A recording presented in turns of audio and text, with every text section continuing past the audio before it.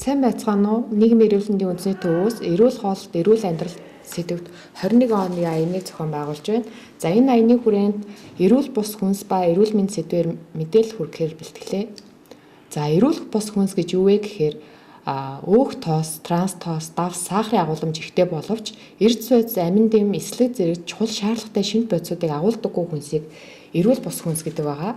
За эрүүл бус хүнсэнд юу ордог вэ гэхээр жишээлбэл түргэн хоол, чипс, боловсруулсан махан бүтээгдэхүүн, за их тосон шарсан бүтээгдэхүүн, за чихэрлэг ундаа, чихэрлэг амттан, за хийж ус ундаа гэх мэт хүнс ордог байгаа. Энэ хичээлээр та бүхэнд чихэрлэг амттан, чихэрлэг ундаа, хийж ус ундааны талаар дэлгэрэнгүй мэдээлэл өгье.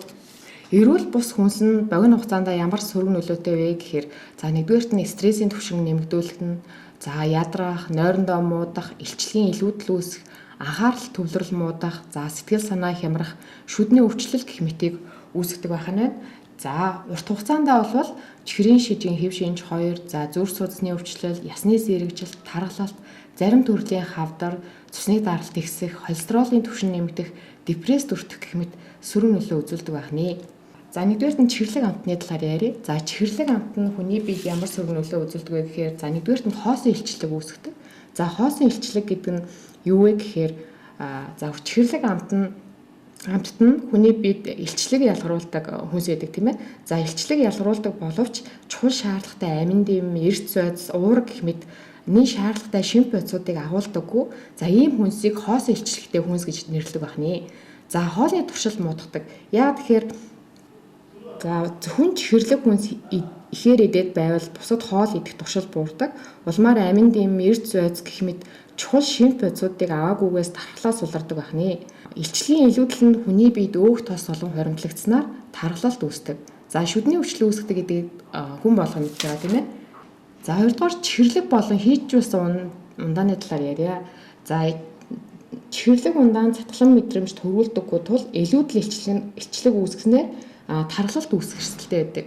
Илүүдэл илчлэг нь хүний биед өөх тос олон хоримтлагддаг байгаа. За элэг өөхлөх гэсэн байна. Яагаад элэг өөхлөдөг вэ гэхээр чихэрлэг ундаа хийж үлсэн ундаа нь ерөөдөө эсэн чихэр болон эсвэл high fructose corn syrup гэдэг тийм чихэрлэг эсэн чихрээс хэд дахин илүү чихэрлэг амттай тийм бодисыг агуулсан байдаг. За энэ high fructose corn syrup нь хэд дахин өндөр чихэрлэг амттай болохоор одоо хүнсний үйлдвэрүүд маш их хэрэгэлдэг байх нь.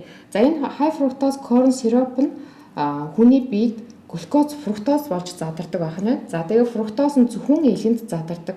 За тэгээ илүүдэл фруктоз нь элэнд өөх тос болон хоримтлагдсанаар элэг өөхлөх эрсдэлтэй байдаг. За чихэрлэг ундаа уух үед эсүүд инсулинд одоо мэдрэг байдал нь багасж ингэснээр нөгөө тэсвэртэй болдог. Ийхүү чихрийн шижин үүсэх эрсдэлтэй байдаг. За мөн одоо хийж үлсэн ундаанд фосфорын хүчил гэдэг бодис байдаг. Энэ бодис нь ясны сэргэжилт үүсэх эрсдэлтэй байдаг. Яагаад гэхээр одоо фосфорын хүчил нь хүний биеэс кальци, магний, цайр гэх мэт яг шаардлагатай одоо эрс бодисуудыг авч гадагшлуулснаар эргээд ясны сэргэжилт үүсгдэг байх нь. За дэлхийн эрүүл мэндийн байгууллагын зөвлөмжөөр одоо хүн хоногт сахарыг ерөөдөө 25 граммаас бага буюу 5-6 цайны албаас хэтрүүлж болохгүй гэж зөвлөсөн байдаг. За тэгээд 6 цайны албагт сахар хэрглэж болно гэд одоо ингээд халбаар хутаж хийнэ гэсэн үг бол биш. Одоо бидний идэж хэрглэж байгаа олон төрлийн хүнсэнд далд сахар агуулгдсан байдаг.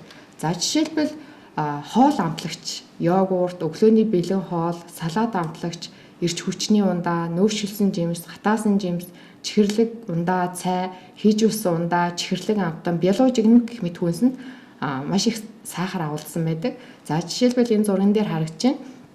За 330 мл чихэрлэг цайнд 5.5 халбаг сахар агуулгадаг байх нь.